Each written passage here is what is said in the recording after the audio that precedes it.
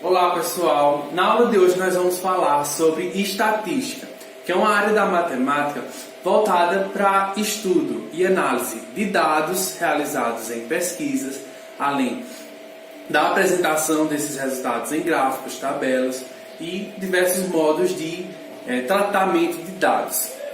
Alguns conceitos básicos da estatística e da pesquisa estatística também é a população, que é o conjunto de pessoas ou elementos que você obtém as informações na pesquisa. Tá? Então você vai realizar uma determinada pesquisa, aquelas coisas que serão pesquisadas, as pessoas ou os elementos que vão ser analisados naquela pesquisa, é o que a gente chama de população, é o total de coisas que vão ser analisadas. Porém, normalmente em muitos casos a gente não vai conseguir pesquisar toda uma população. Então a gente tem que escolher uma parte da população para ser feita essa pesquisa, que é o que a gente chama de amostra. Por exemplo, quando a gente vai fazer aquelas pesquisas eleitorais, né, e aí tem uma base de quanto é que cada candidato vai ter de votos. Eles não fazem essa pesquisa com toda a população. Eles selecionam uma amostra para fazer essa pesquisa, ou seja, eles selecionam apenas uma parte da população para realizar essa pesquisa. Essa pesquisa não é realizada com toda a população, né? Então eles selecionam uma amostra.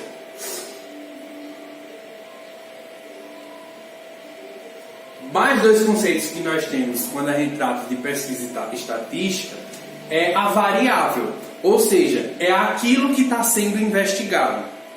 Então, você tem uma pesquisa, a população, pessoas ou itens que vão ser pesquisados, você tem ali a amostra que está sendo selecionada para a sua pesquisa e você tem os itens que vão ser investigados sobre aquela população.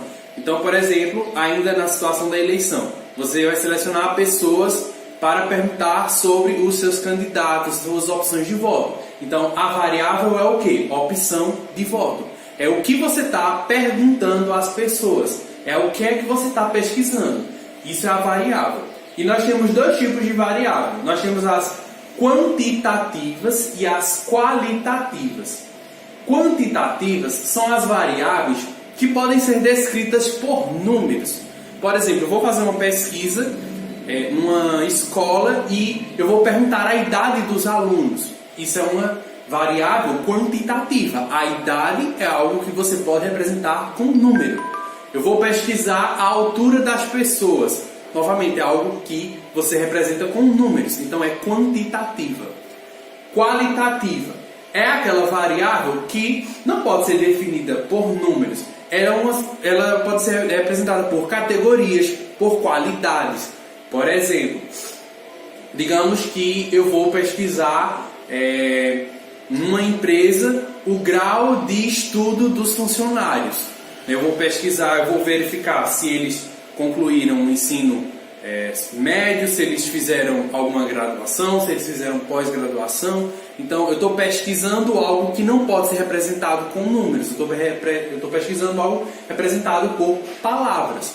Eu posso dizer, por exemplo, também uma variável qualitativa, como, por exemplo, eu vou pesquisar a opinião das pessoas sobre um determinado serviço. Eu vou perguntar para as pessoas se elas gostaram daquele serviço, se elas acharam bom, ruim, péssimo.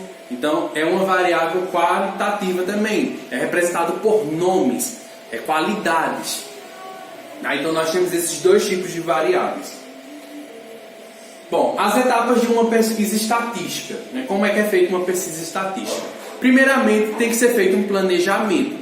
Né? Nesse planejamento engloba aquilo que eu estava apresentando até agora. Planejamento, você vai decidir a sua população, ou seja, onde é que você vai pesquisar. Você tem que selecionar uma amostra, ou seja, você tem que verificar se é possível você fazer a pesquisa com toda a população ou se você vai selecionar apenas alguns elementos para fazer a pesquisa.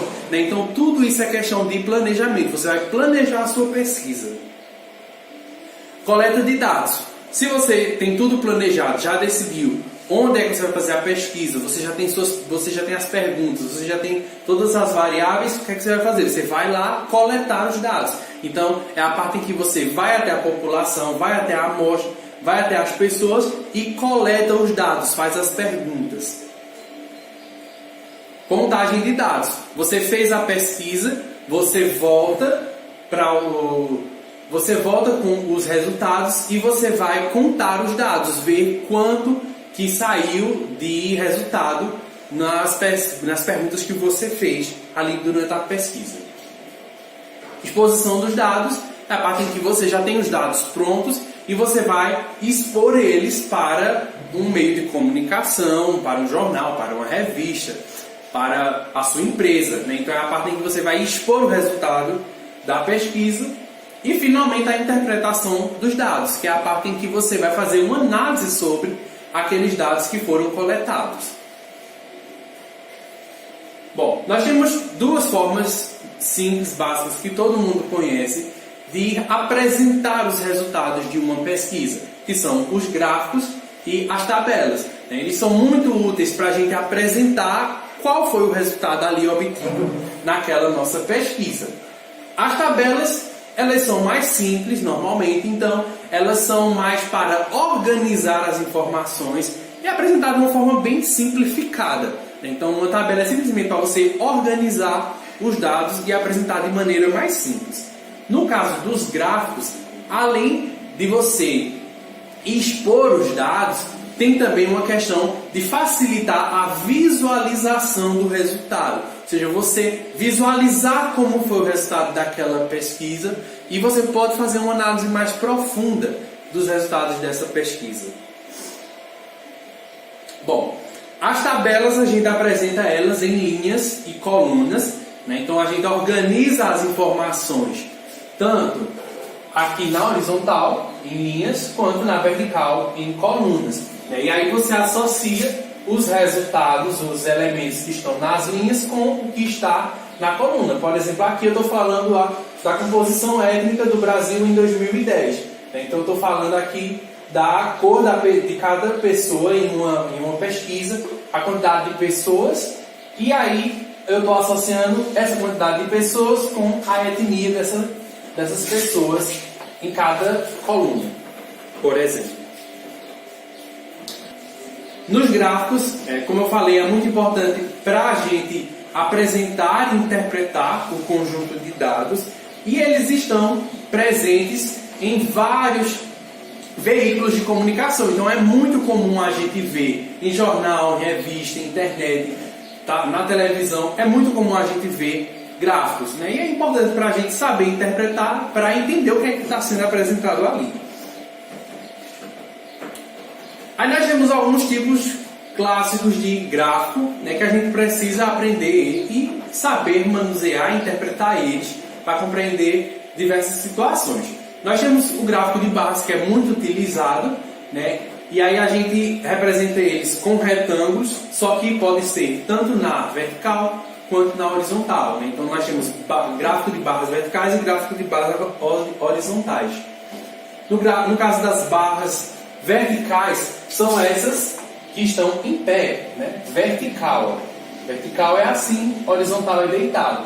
Então, gráfico de barras verticais, nós apresentamos, né, a quantidade descrita colocando um retângulo na vertical. Né? Nesse caso aqui eu estou falando da população mundial, aqui eu estou colocando os continentes e aqui eu estou colocando uma barra que representa a quantidade da população desses continentes. Estou falando aqui que na África tem um total de 1.186,2 milhões de habitantes. Então, é uma forma de eu associar aqui os continentes com a população, representando com barras verticais. No caso das barras horizontais, é a mesma ideia, porém as barras são deitadas. Tá? Então, dessa mesma forma aqui, estou falando de uma pesquisa que está relacionando aqui a região com uma determinada porcentagem.